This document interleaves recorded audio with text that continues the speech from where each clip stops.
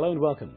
He's been the blue-eyed boy of the Arab movie industry, literally and figuratively, for nearly 35 years. And he's also been a strong advocate for the needy, both at home and around the world, through his work with the United Nations. This week on One, meet award-winning Egyptian actor Hussein Fahmy.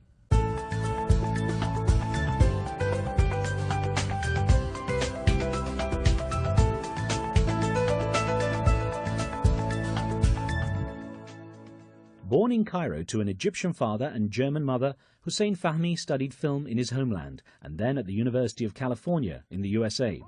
He had wanted to be a director, but his striking good looks had producers pushing him in front of the camera as soon as he returned to Egypt in the 1960s. One of Fahmy's biggest hits was the 1972 Khali Balak Min Zuzu, Take Care of Zuzu. The intelligent and charming actor now has more than 150 movies under his belt, along with dozens of plays and television series. Fahmy was also chosen to preside over the prestigious Cairo International Film Festival, which he did for 4 years while still acting. In many of his roles, he tackled important social issues, including poverty, drug abuse, family planning, gender inequality, and childhood disability. So he was a natural choice in 1998 to be the first Goodwill Ambassador from the Arab world for the UNDP. It's a role he uses to highlight poverty and AIDS in the region. Hussein Fahmy, great to have a chat with you. You're obviously a huge movie star. You've gone from being a movie star to an icon, a regional icon, international icon maybe. There's nothing left to prove, or is there? No, there's a lot to prove. The problem with me is that every time I finish a movie or every time I finish a performance on stage, for instance, or a television series, I ask myself a very important question. What next? What have I done? I haven't done anything. I'm starting from scratch. Every day for a new production to me is the worst day in my life. I don't sleep at night. I go to the studio. I'm trying to find any excuse to stop the shooting that day and to cancel the shooting. Any excuse you can think of. Do you think that gives you the edge or keeps you on edge enough to keep improving? I believe so. I believe in the fact that if I ever think of myself as have reached the top, and that's it, and there's absolutely nothing else I can offer, I think it would be a disaster for any performer to believe so. No, I don't work this way. You do also have other things outside acting, and I should point out, like with the United Nations, the UNDP development program, you've been a Goodwill Ambassador, the first Arab Goodwill Ambassador since 1998. Yes. How much has that taken a priority in your life as well? It has taken a priority in a sense that I started having a global concept of human disasters and human efforts and human endeavors. I've always been working in charity in Egypt, in Cairo, but on a very individual basis, on a very narrow scale. When I became an ambassador of Goodwill, then it was for the region, it was for the Arab states. I started traveling to Arab states and I started seeing other cultures and other societies where they had human problems, and we started solving it. I remember when I was at the States, I graduated from UCLA, and then I started working in one of the studios there. We were making short films and commercials. But at that time, the States was in Vietnam, and there was a war going on. And I was against the war, and I would demonstrate against the war. The activism was in the blood. Exactly. What about the kind of projects you did with the UNDP? I know you said you traveled quite a bit through. What sort of things did you see? Well, there was an extraordinary project, for instance, in Jordan, where there was a dump, and this was causing a lot of insects and a lot of pollution for the youngsters around in a village near Amman.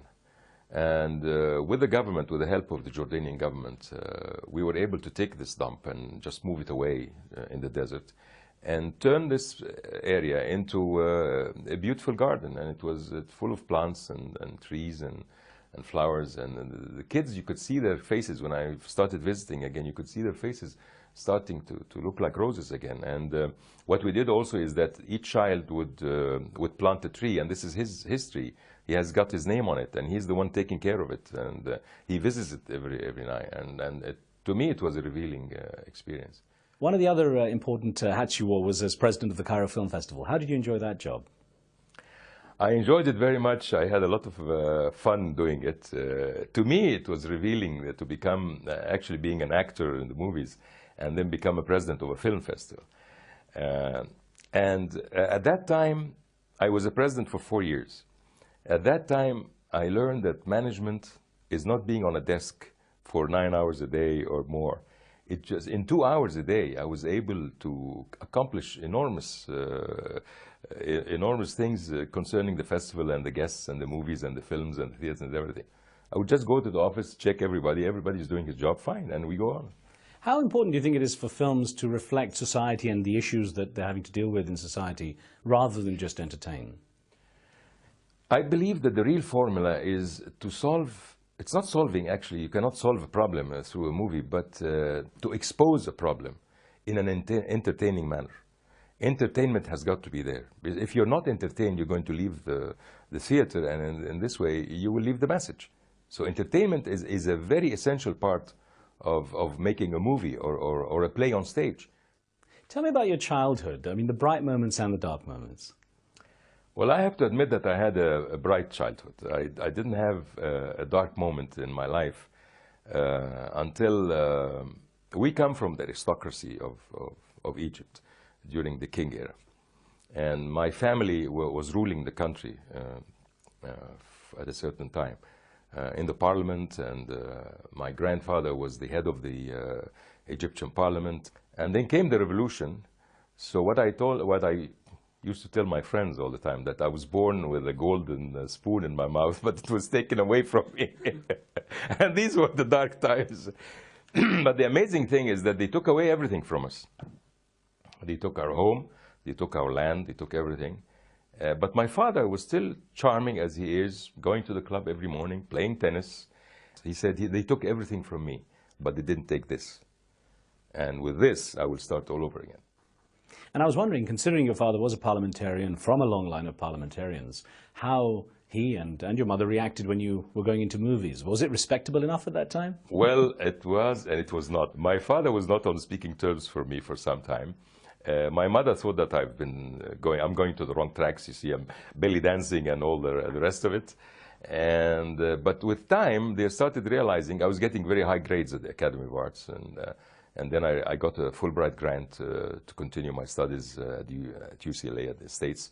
So they started realizing, oh, no, the boy is on the right track now. When you got back to Cairo, you weren't behind the cameras assistant directing for long before they stuck you in front of you, the handsome young guy they wanted in front of the camera. Exactly, yeah. And they stuck you a lot into romantic roles, which you didn't like at the time. Why? I didn't like it at all, by the way, but it was a breakthrough. It was, to me, I was coming back to Cairo to direct my first movie. And nobody wanted me as a director. Everybody looked at me, and producers and directors and distributors even, and they said, you should be an actor. My first movie, I was the lead in the movie, and it was a big hit. It was overnight, and since then I've been stuck. Nobody wants me to go into directing. No distributor wants me to go into directing. You know, we're distributing all over the Arab world. They're making money off you. They're making money off of me. And I started becoming lazy, by the way. You know, movies teach you how to be lazy. You make a shot and you say, okay, you're going to walk down the door, and you say, hello. I walk down the door, I say, hello. Okay, stop. Let's move the camera and take another 2 hours. What's the most challenging role you've played? There are so many challenging roles, but I believe that lately I've played the part of an executive, actually in the UN, who receives Alzheimer's. And to me, this was a very challenging role because, again, to make the people convinced that I'm passing away step by step. At the end, he doesn't remember anyone and he doesn't remember anything. It was very tragic for me. It was really a strain on my nervous system. There are scenes where I would be crying. There are scenes where I would feel, what if it happens to me one day? And I felt the character very much. What about the price you've paid for the success? Because stepping aside, it's cost you a couple of divorces, a life on the road. Yes. So is there anything that makes you look back, stepping outside the success side of it and saying, you know, I have regrets, or it was too much to pay? Well, the divorces I don't regret. So I have to be honest with you. But again, marriage actually is a company. It's a company and a cooperation between two people. Everyone is investing in this marriage. So everyone is putting a capital. If you see that your capital is being drawn and it's actually sort of dissolving away, you might as well leave the company So it's and not that dissolve the company instead of dissolving yourself. And you lose your temper, you lose your little sugar that you have in your blood. So you might as well dissolve the company. So this is the price I paid, but I don't regret it, to be honest with you. I had to continue. Now, did the image of being a womanizer or a sex symbol and always with the ladies and so on, did that bother you at all? It didn't bother me. It bothered women around me, but it didn't bother me at all. But again, what I have missed during my career are my children, because again, we couldn't have a normal life. I wanted very much to teach my son how to swim. I wasn't able to. I wanted very much to teach my son how to drive a bicycle. I wasn't able to. You cannot go out of your house and just open the door and go out and there is no crowd. There was always a crowd all the time. Well, Hussein Fahmy, don't go away. We're going to take a short break here on One on One. We'll be right back in just a moment.